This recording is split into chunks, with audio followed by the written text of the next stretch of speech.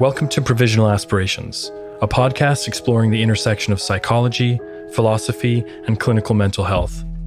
I'm Thomas W. Moore, author, religious trauma survivor, and graduate student pursuing a master's degree in mental health counseling. Join me as I indulge my academic interest in the human spiritual experience, a curiosity that I couldn't fully explore as a member of a high-demand religious group. But now I'm learning out loud, and it feels great.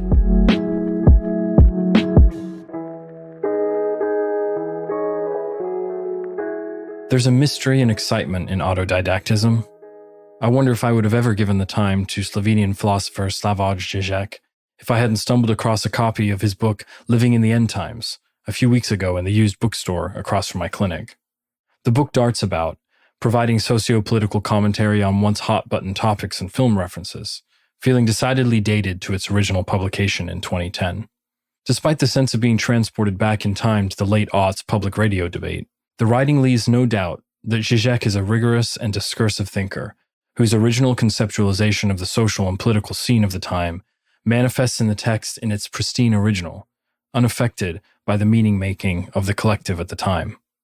The thread of my curiosity proceeded as follows: the chance encounter at the used bookstore, then Zizek's Wikipedia page, then to Amazon for a prime one-day delivery of Zizek's 1989 magnum opus, The Sublime Image of Ideology. My introduction to Zizek is an object lesson in the cognitive paradox presented in this book. Intellectual curiosity, that desire for the power of knowledge, fueled by what Nietzsche would call the will to knowledge, wraps itself around a traumatic psychological void that is only ever temporarily satisfied by the reflexive self-awareness of the drive itself, a knowledge of the will to knowledge, only to turn back on itself and repeat, attempting to fill the negative space once again.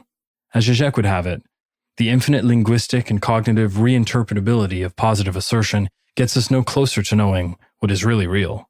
Rather, it veils a process of fantasy, desire, and antagonism that shapes our pursuit of what is real, and, as I will posit, could provide a clinical mechanism for inducing cognitive surrender in the troubled mind, with corresponding neurological balance in the material brain.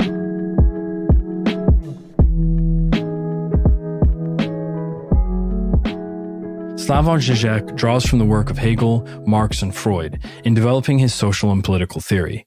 But Zizek's most salient influence is the French psychoanalyst Jacques Lacan, who wrote extensively in the 1950s to 1970s and integrated the structural and linguistic concepts popular in philosophy at the time with traditional Freudian psychoanalysis. In a public appearance filmed in the 2005 documentary Zizek, an audience member accuses Zizek's work of disguising a dogmatic Lacanianism. After offering the retort that his overt criticism of Lacan differentiates him from, for example, the dogmatism of many Derridians, Zizek calls the interlocutor out for knocking on an open door. Zizek is an unabashed Lacanian.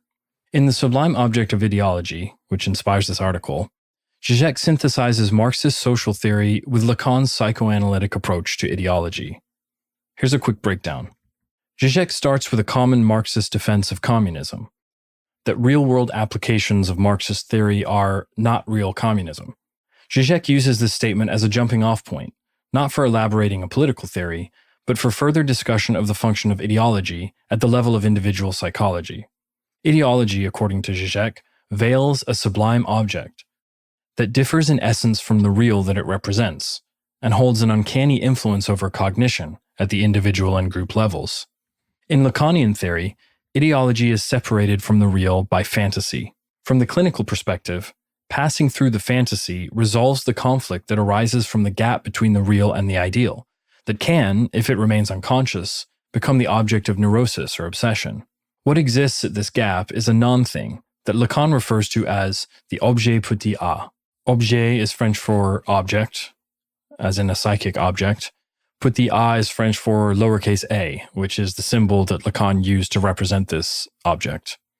Objet petit a is the psychic disturbance's object of projection that arises from the difference between the sign and that which it signifies, and that is insatiably out of touch with both objective reality and that which can be grasped explicitly in phenomenological consciousness.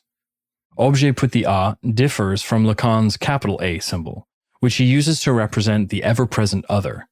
The objet petit a is a reflection of an attempted psychology formed in reaction to the conceived perceptual gaze of the other being the superegoic determiner of the ideological ethic and or the adjudicator of its realness or acceptability. This reflection masks a specific kind of desire that can never be completely assuaged, just as an ideology can never be completely realized. This desire presents an infinite repetition of hedonistic goal setting, be it for pleasure proper, or for the manifestation of an ideology that presumes to satisfy the ever-present gaze of the other. Although the objet petit a escapes resolution, it is infinitely sourced by this insatiable desire, what Lacan calls jouissance, to see it thus resolved. Zizek's sublime object of the ideal, then, is not the ideal itself, but the ever-negated objet petit a, fed and sustained by the surplus desire, that little bit of attractive valence that draws one repeatedly back to the ideal. Zizek describes this as a traumatic kernel or void, like a nebulous black hole of negative space. In a subheading entitled Antagonism as Real, Zizek defines the Lacanian real as, I quote, a hard kernel resisting symbolization, dialecticization, persisting in its place, always returning to it, end quote.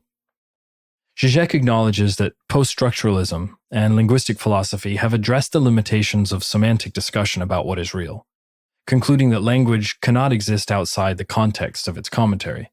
Debates about meaning always dance at an epistemological distance from the reality to which the language refers. A text has literary value only of its own merit, and presents but an experience of truthiness that will never actually represent the real that transcends the linguistic context of the discussion.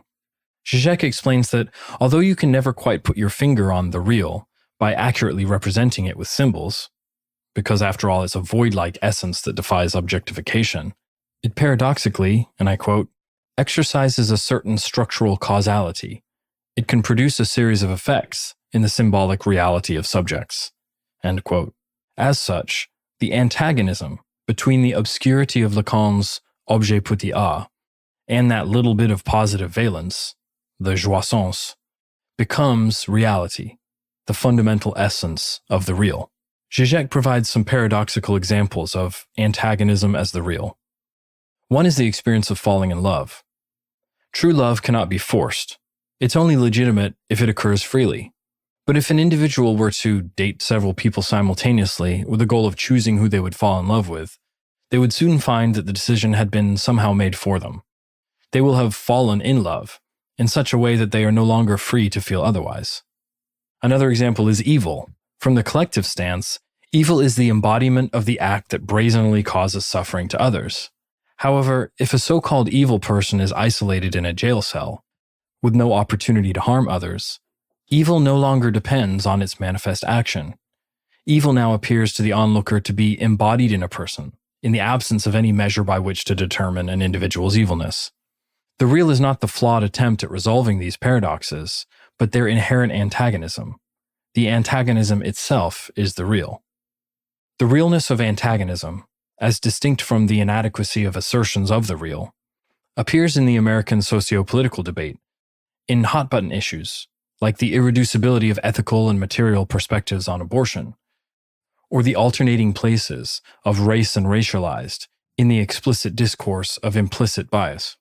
We feel the jouissance at work, in surplus valence that emerges when we see, as Jung would have it, our shadow self in our political opponent. The one thing that both parties are unified in at the fiercest moments of opposition is the antagonism itself. According to Zizek, as each pole passes immediately into its opposite, each is already in itself its own opposite. This point of realness can be passed over, as if the moment the two poles met were missed, and one must wait for the opportunity to miss them again. But the real will never be reduced to a positive object. It remains a traumatic, unfillable void. The impossibility of the negation is the real. In the Sublime Object, Zizek only briefly glances at the literary art of deconstruction as outlined by post-structuralist philosophy. As I discussed in an earlier article about Derrida's grammatology, the art of deconstruction demonstrates that language, as a system of symbolic signification of thought, can never really mean what it professes. Trace, connotation, and the thought behind the thought negates the positive linguistic statement ad infinitum. Zizek's nod to this school precedes his own elaboration of an alternative approach to what I will call the philosophy of negation, that, like post-structuralism, follows Hegel's philosophy, and proceeded over time to influence Nietzsche, Freud, the post-structuralists, and postmodernism. Eastern philosophical approaches, and also Christian mysticism, yield place to this negative void at the root of human psychology. This contrasts with the positive assertions made by Judeo-Christian philosophy, Stoicism, idealism, and even science, as they make positive attempts at epistemology, rather than highlighting the futility of it. In lay conceptualization, philosophy's position is similar to assertive religions, as an arbitrator of truth, value, ethics, morality, etc. An individual's philosophy of life refers to the guiding belief system and worldview that frame their decision-making, a positive assertion of cognitive schemata that underpin their behavior. For example, the Christian religion, of which my alma mater, the Watchtower organization, claims to be a part, bases a philosophy of belief in the positive assertion of God's being. The agnostic's experience of alienation from God, recognized as persistent despite the neurotic and ritualistic appeal to the symbolic cleansing blood of the Christ, is articulated by the Christian mystic philosophers like Meister Eckhart, who spoke of the necessity of godliness in the absence of God, and recognized the traumatic flaw in the closed circle of Christian dogma. The intensity of religious trauma PTSD, which I've written before about, is commensurate with the extent of the lack of reflexive self-awareness of the void that fundamentalist doctrine attempts but never quite succeeds to fill. On the other hand, the experience of reading a robust philosophy of the negative, in which I will include Zizek or Hegel, is of a contrasting function, highlighting the sensory void at the center of inevitable intellectual failure. The philosophy of negation does not assert, but dissolves truth and knowledge. The experience of reading a Zizek is comparable to the experience of the meditative practitioner's no-self, the exhaustion of positive cognition of the subject. From the clinical perspective, the therapeutic benefit of Buddhism's deconstruction of the self is quite simple. When an individual takes the time to realize the falsity of the self, they're bound to take it less seriously in the future. This release of the self has a moderating impact on self-based neurotic and obsessional pursuits, and social interactions that reinforce elements of this falsity at the expense of mental wellness. The intense positivistic effort required to think about thought, bring attention to thought, then attention to the attention, and then attention to the one giving the attention, exhausts this cognitive mechanism and results in surrender to thoughtlessness and selflessness, in the amoral sense of the word. Paradoxically, the illusion of no self is negated when one realizes that one has experienced it. After all, who experienced the illusion of the self? The reflexive awareness of the subject is paradoxical. This paradox could correspond to a shift in counter-inhibitory neural networks associated with self-related and non-self-related content, the repetition of which could produce greater neuroflexibility and contribute to homeostasis in the material of the brain. The felt experience in following this cognitive exercise of negation of both the subject and the object in a philosophy of negation is not just surrender to the superior intellect of the author, or a dismissive attitude toward the irrelevance of the philosophical dialectic completely, that results from an inability to follow the intellectual line of thought. It's an experience of the negation at the organismic level, and a return to the sensory fullness of immediate existence. The extension of existential philosophy to psychotherapy often misses this crucial distinction between the positive assertion of meaning, value, individuality, freedom, etc., and the negative power of the absurd. Supporting the client as they create meaning, value, and purpose out of the void of the absurd may be beneficial at certain junctures of life and crisis stages. But the absurd is not a meaningless chasm to be resolved by a diluted conceptualization of personal value or a reactive stance against the experiences that brought the client to the absurd in the first place, which will inevitably be negated in time by the reemergence of the void in consciousness. The lack of reflexive self-awareness of the void exacerbates its traumatic pull, causing a feedback loop of absence and jouissance, disrupting psychological balance at the individual level. In existential psychotherapy, the therapeutic moment occurs when an individual feels safe enough to thoroughly experience the absurd in the presence of the ontologically secure practitioner. The ontological security of the psychotherapist provides a contagious sense of safety in the face of the client's realization that despite the positive meaning, value, moral, and ethical system that one creates out of the vacuum is ever present. The existential crisis is never resolved.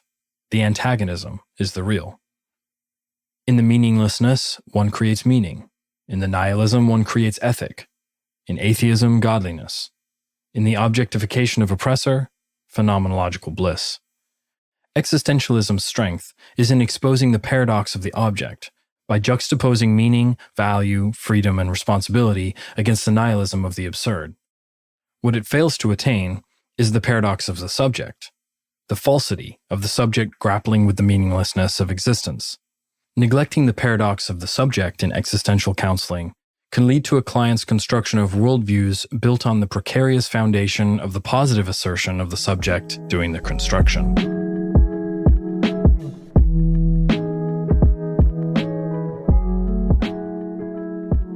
Famously, the Swiss psychoanalyst Carl Jung included ideology among the objects of addiction. His famous quote says, "Every form of addiction is bad, no matter whether the narcotic be alcohol or morphine or idealism." End quote. Neuroscience has taught us that addiction belongs not to the addictive substance and experience of pleasure in the brain, but to the anticipation or approach of the substance and withdrawal from it. Dopamine is released in expectation of the pleasurable substance. The addiction is to this anticipatory excitement, the jouissance. The object of addictive pleasure is not the substance or ideology itself. It's the objet petit a at the center of the traumatic wound that causes the addiction. Repeat offense is the attempt to destroy the traumatic kernel with surplus desire. Like the infinite work of the intellectual in articulating the negative void of the real, the addict returns to the substance in an attempt to close the gap between the real and the psychological object of their traumatic wound. Addiction can be conceptualized as a manifestation not of a personality flaw or lack of self-control, as in traditional Western sin, and not of a pathogenetic disorder, as in the medical doctrine of the addiction as disease, but as the manifestation of a psychological wound, a traumatic negative space, like a black hole that paradoxically feeds and consumes, feeds and consumes, feeds and consumes. The shame of traditional approaches to addiction and the over-empathy of the traumatological approaches both neglect to address the jouissance, not in the pleasurable experience of the addictive substance, but in the duality of valence in the trauma itself. The hedonistic joy of self-hate, the moment of bliss in submission to domination, the sweet itch of the wound. The traumatic void is the place of Freud's ambivalence of emotion. It's a non-thing, an antagonism itself, an oscillation between conflicting emotional experiences and the self's attempt to resolve it. The ontologically secure individual can rest in this antagonism as real, and allow the frictive cathesis in subcortical regions to break through the defenses of cortical processing, resulting in insight and emergence of fresh cognitive solutions. The bodily experience of the antagonism forces the individual, in the Gestalt tradition, to explore the sensory, the affective, alternative dimensions of consciousness that are unconnected to cognitive schemata or object relations. The effective reading a Zizekian approach to the paradox of both the subject and the object, from the experiential point of view, is an exhaustion of cognition. This exhaustion could facilitate a shifting state of consciousness by following a thought experiment of suspension of both subject and object in infinite negation. An awareness of the reflection occurs, such that the cognitive defense mechanisms are exposed to themselves. This is the function of the philosophy of the negative from the clinical perspective. To the extent that such an intellectual process exhausts cognition, the individual is brought to a state of altered consciousness. In the absence of spiritual metaphysics, and the medical system's quasi-religious use of personality as a theoretical assumption upon which to build the psychological disorders, depression, anxiety, obsession, and compulsion could be conceptualized as altered states of consciousness. The psychotherapist attempts to repeatedly elicit an altered state of consciousness in the client, such that the cathartic release and functional, neurochemical, and neuroelectric processes associated with such an alteration are potentiated in the client's brain over time. Acknowledgement of the antagonism that arises from intellectual contemplation of infinitely irreducible poles, as the real itself, releases the mind from the disrupted state of consciousness that corresponds to psychological suffering and cognitive overwork. The psychotherapist's elucidation of this insight in the client begins the aforementioned neurological cascade. From the neurophilosophical perspective, the philosophy of negation, the experience of the paradox of both the subject and object, can be conceptualized as a shift from the neural correlates of noetic to anoetic consciousness. According to a paper entitled The Emergence of Primary Anoetic Consciousness in Episodic Memory, quote, neural correlates of noetic, knowing consciousness, relate to various memory abilities, especially declarative factual memory, whereas anoetic consciousness is heavily linked to raw sensorial and perceptual abilities, to various subcortical affective processes, and intrinsic affective value structures, and hence is more related to limbic and paralimbic structures, associated intrinsically with the more implicit free flow of affective consciousness, end quote. I felt the jouissance in the bookstore, intrigued by the potential for new knowledge, my objet petit a, my Nietzschean will to knowledge. I moved to the noetic state of consciousness. The philosophy of the negative brings me back to the anoetic, and I rest in the futility of my quest, the falsity of all that could be known by an illusory subject. Thanks for the catharsis. I had a lot of fun with this one. I hope you did too. I'm very interested in the connection between psychoanalysis and the brain, and I hope to talk more about it on Provisional Aspirations. Thanks for tuning in. Hit that share button, and I'll see you next time.